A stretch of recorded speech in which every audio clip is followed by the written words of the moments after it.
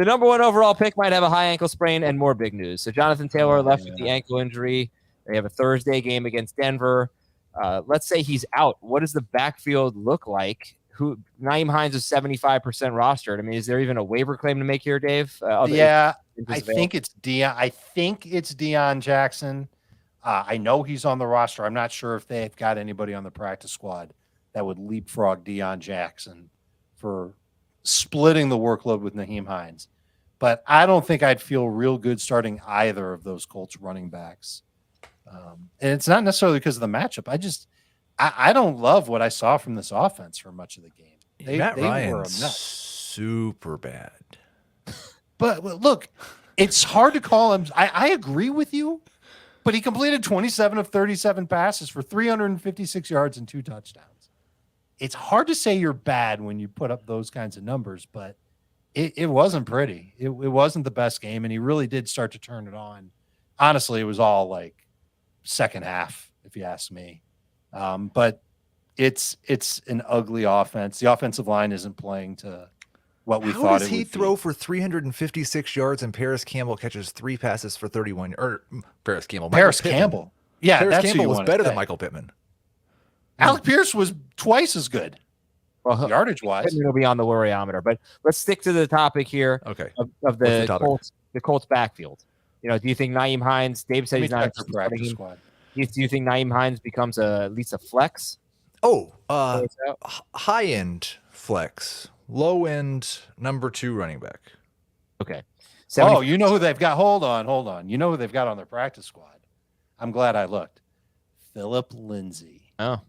So that might be who comes in and takes some work with Nyheim Hines and maybe with Deion Jackson. I don't know how much work Deion Jackson's actually going to get, but that's where I think they'd go. I think Philip Lindsay would be in the mix. So we can all enjoy that. Jonathan Taylor had 20 carries for 42 yards, and he also fumbled. And now he has 3 straight games with 71 or fewer rushing yards. And that actually did happen in 4 of the first 5 games in 2020 or 2021. Got off to a pretty slow start, then he went nuts. But it's been rough. It's been certainly rough. Alvin Kamara was inactive. If it's a high, hold on. I'm sorry to interrupt. If it's a high ankle sprain for Taylor, then I don't know how good he'll be when he comes back from it. Alvin Kamara was inactive, and that screwed a lot of people. He was started in 38% of leagues on CBS Sports. So really nothing you can do about that unless the commissioner wants to be nice. 38%? Whoa, no. Do not put commissioners in that position.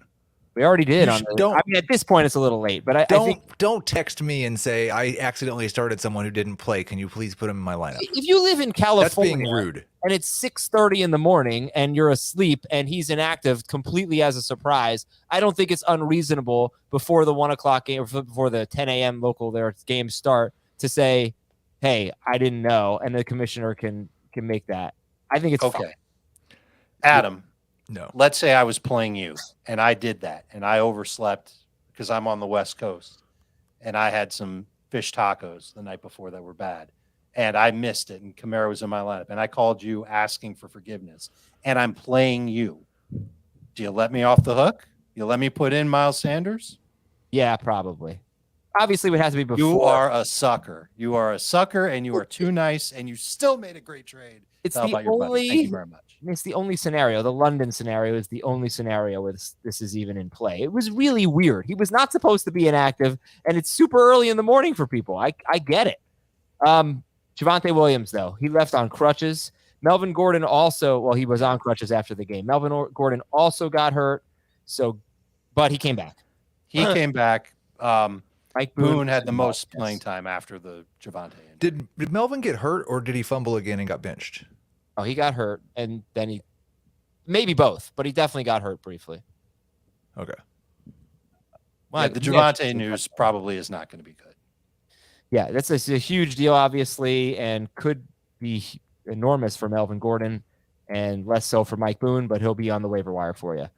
And Treylon Burks left in the second half, and that could be a serious injury for Treylon Burks. And Robert Woods is available in more than 30% of CBS Sports leagues. He did have a good game in week 3, and he caught a touchdown in week 4. More news and notes. I'm not sure if everybody caught what happened with the Giants quarterback situation, but it was pretty ridiculous. Daniel Jones hurt his ankle. Then Tyrod Taylor came in and got a concussion and Jones came back in, and they basically went wildcat for a bit. But hopefully Jones can get back out there for a London game against Green Bay. If Daniel Jones is a surprise and active at 9:30 in the morning, let your commissioner make a lineup adjustment for you. That's when the opponents will say, no, let him have him. Let him put him in the lineup. It's great. It's okay. It's okay.